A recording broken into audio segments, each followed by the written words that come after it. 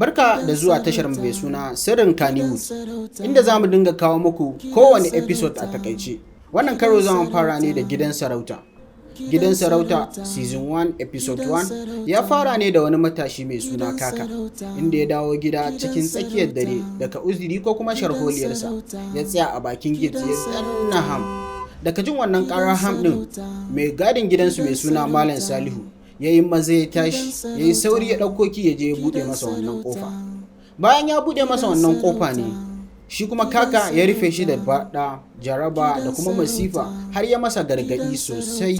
Idan na ci gaba da dawowa ko na sake dawowa na riƙa yin wannan fa minti 5 ina jiran ka a waje sai ne ma jahilci. Bayan an gama haka ne, sai aka nuno mana wata matashiya mai suna Bintu a gidansu cikin tsakiyar dare tana karatu. Sai mahaifiyarta ta tashi ta tambaye ta me ya hana ta bacci. Ita kuma Bintu sai ta maida mata amsa da cewa wallahi tana karatu ne na dare domin suna da jarabawa gobe, da kuma dalilin da yasa bata yi bacci ba kan cewa babansu ya shi can ya tafi idan shi biyu yana gadin wasu, amma ita kuma ga ta nan. Abin yana ɗaga mata hankali sosai. Kuma a duk lokacin da na tuna baba yana can wani gida idan shi biyu yana gadin mutane suna bacci, sai in ji nima baccin ya kaurace mu. Bayan an dawo gidan su Kaka, sai muka ga Kaka da shi da mahaifinsa. Kaka yana kai mai korafi akan abin da Malam Salihu mai gadi ya mashi, inda baban Kaka shi kuma ya rufe Malam Salihu da fada, yana nuna mai mahimmanci kan ɗansa, yadda yake son shi da kuma darajar sunan da ya ci na kakan shi, har ya mai gargaɗi kan cewa da safe lallai ya zo ya same shi kafin ya tafi gida bayan ya tashi aiki. Sai shi kuma Malam Salihu mai gadi ya je zauna yana tunanin duk abubuwan da aka faffaɗa mai, da abin da Kaka ya faɗa mai, da kuma abin da baban shi ya faɗa masa.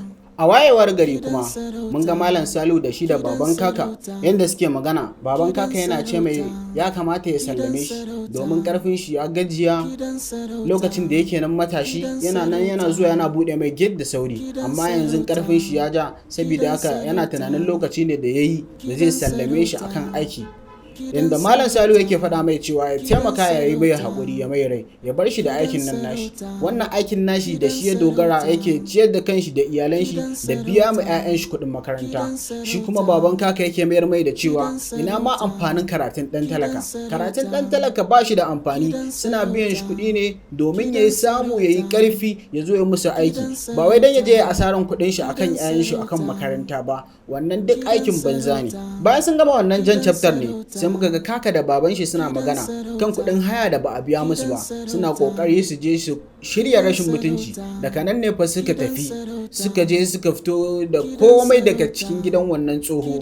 Ana ta mai masifa, ana mai jaraba. Lokacin da ana ta jaraba, ana ta jaraba, ana ta jaraba, ana ta jaraba, har Allah ya kai da wani matashin basarake ya zo ya samu abin da yake faruwa. Daga nan aka yi cinikin gida cewa za su siyar da gida naira miliyan 20, aka tura musu miliyan 20. Shi kuma wannan tsoho ya samu garabasar wannan gida. Daga nan ne kuma muka ga Kaka da baban shi sun dawo gida suna hira suna sharholiya. Are suka zauna, baban Kaka yana faɗa masa darasi cewa akan ya kiyaye talaka, kar ya taɓa sakewa ya matalaka da wasa, ya gwada matalaka matsayin shi daban da na mai kuɗi, da kuma mai kuɗi matsayin shi daban da na talaka. Yana gwada masa dai mahimmancin mai kuɗi da talaka da bambanci. Daga nan ne dai suka ta wasa da dariya suna sharholiyansu. Daga nan kuma sai aka koma mana gidan Malam Salihu mai gadi, inda 'yarsa ta dawo daga makaranta ta ga iyayenta sun kasance cikin wani hali. Ta tambaye su me yake faruwa. Daga bisani baban yake faɗa mata, amma kuma maman sai ta faɗa mata akan damuwar da suka samu da Kaka ne a gidan da yake yin aiki. Ita kuma ƴarsa ta nuna baƙin ciki har tana kuka kan cewa ya rabu da aikin nan da yake yi a gidan da yake yi.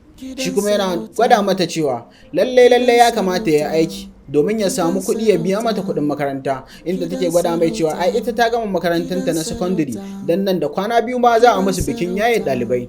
Shi kuma yana ce mata lallai ya kamata ta yi makaranta har gaba da secondary, dan yana so ta ajiye kwalin digiri ne. Daga nan da ya samu kira kan cewa Hajiya ta shawo kan Hajiya akan koren da ya ce ya yi masa, saboda haka ya dawo aiki. Shi kuma Malam Salihu sai ya tashi cikin murna da farin ciki ya koma bakin aikinsa. Bayan ya koma bakin aikinsa ne sai aka nuno mana shi yana waya yana kiran matarsa kan cewa ta duba a gida ko ya bayar maganin shi a gida. Matar kuma ta duba ta ga cewa lalle ya bar maganin shi a gida.